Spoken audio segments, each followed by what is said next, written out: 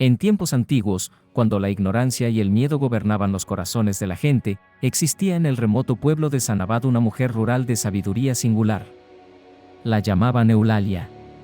Conocida por sus remedios naturales y sus conocimientos sobre las hierbas, algunos la veneraban en silencio, pero la mayoría la veía con recelo. Los rumores de mala suerte y desgracias inexplicables se entrelazaban con el hecho de que, en cada temporada de enfermedad, Eulalia era la única que se atrevía a ayudar a los enfermos a cambio de un susurro de gratitud. Sin embargo, en un invierno particularmente cruel, cuando una peste se extendió y las cosechas comenzaron a marchitarse sin razón aparente, el pueblo se volvió en su contra. Acusándola de brujería y de haber invocado al mal, los vecinos se congregaron con antorchas y cruces en mano. La furia colectiva, alimentada por la superstición, llevó a que se celebrara un juicio improvisado en la plaza principal. A pesar de sus súplicas y de los intentos de refutar las acusaciones, Eulalia fue condenada sin piedad.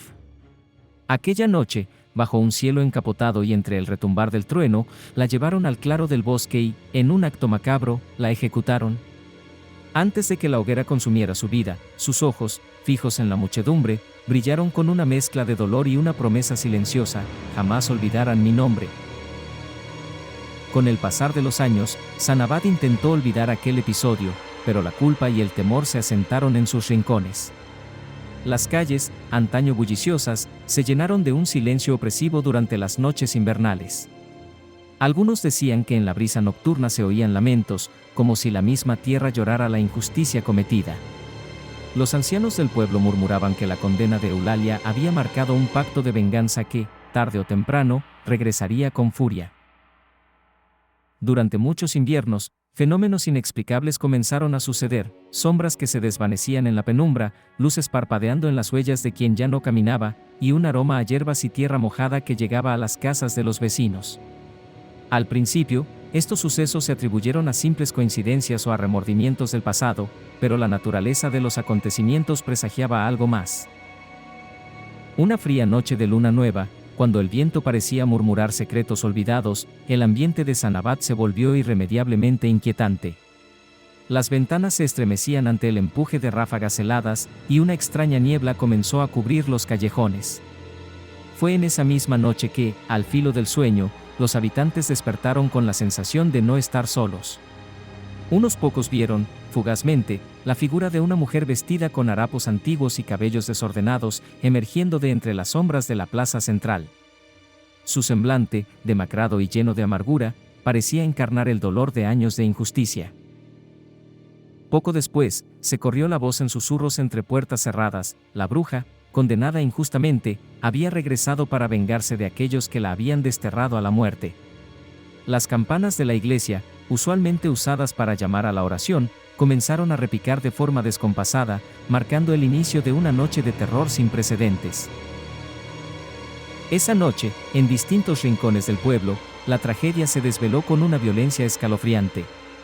En la casa de los Morales, quienes habían encabezado la turba durante el juicio, se escucharon golpes sordos y lamentos desgarradores.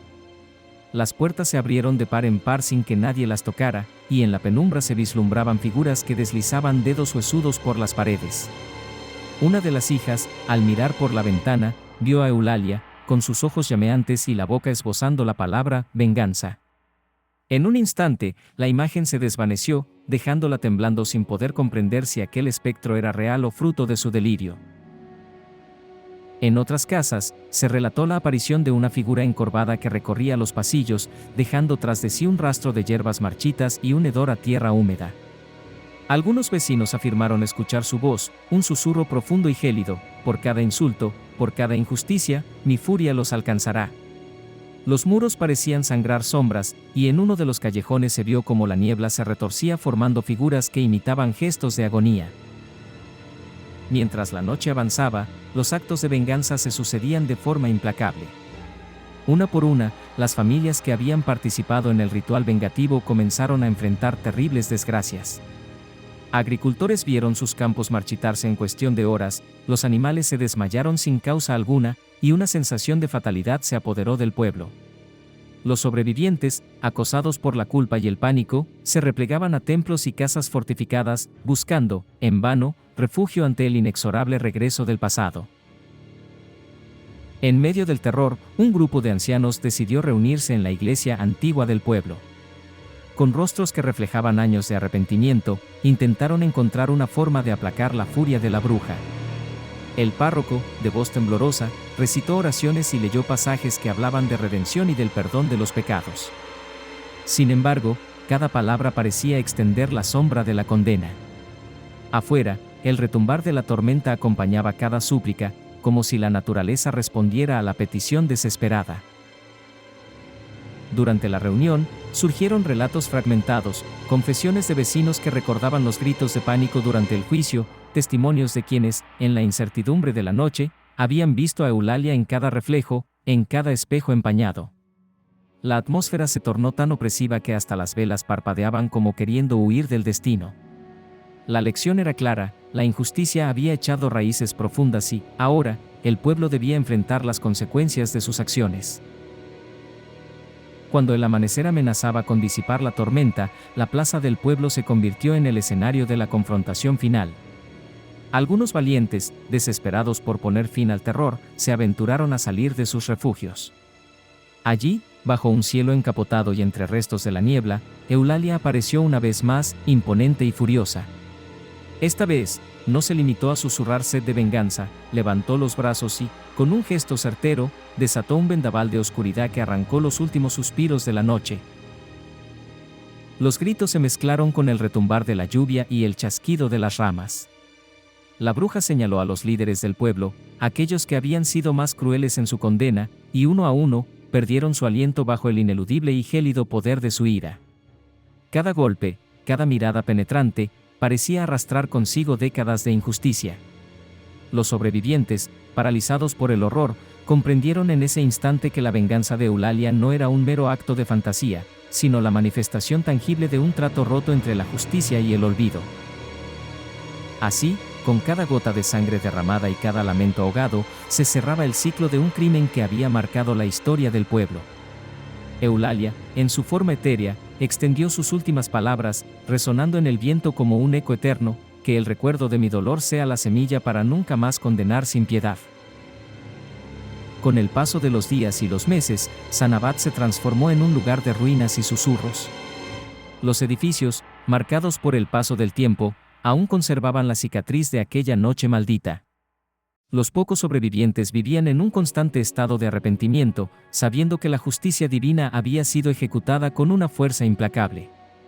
Muchos abandonaron el pueblo, temerosos de que la furia de la bruja siguiera rondando en cada rincón, en cada sombra. Se dice que, en las noches más frías, aún se puede escuchar el tenue murmullo de Eulalia, recordando a todos aquellos que aún se atreven a quedarse: no olviden jamás el verdadero costo de la injusticia. Los corazones endurecidos y las almas que no se arrepienten son el alimento de mi eterna venganza.